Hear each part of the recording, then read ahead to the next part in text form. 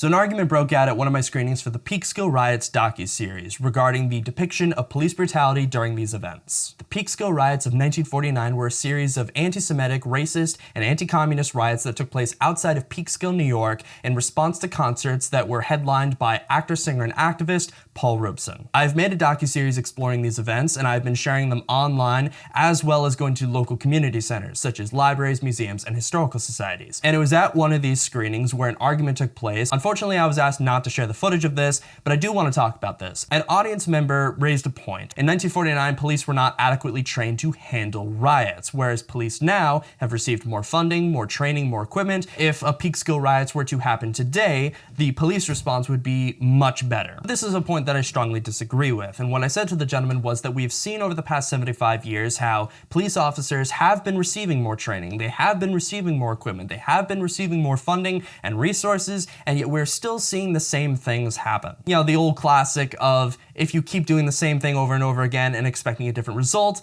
that is insanity. And so therefore, we should at least raise the question of, is this really the best thing to keep doing? A comment was made by another individual saying that my comments were reducing the meaning of the film that I had made. The film that I had made documenting police brutality, which I took to be, quite frankly, an absurd observation. What is the point of history if we're not to at least understand how we have come to be where we are now?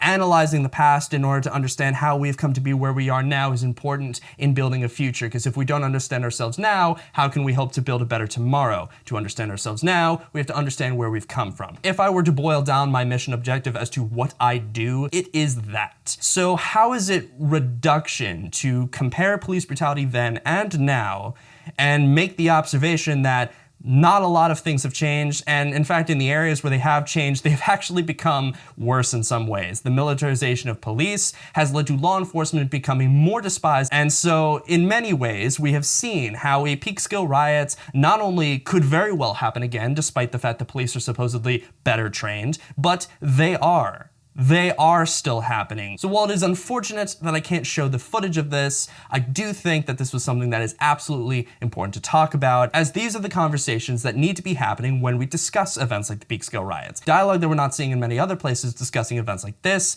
because people want to treat history as just isolated, as though we're disconnected from it, which I think is an absolutely incorrect and irresponsible way of looking at history, and one that I'm not going to participate in.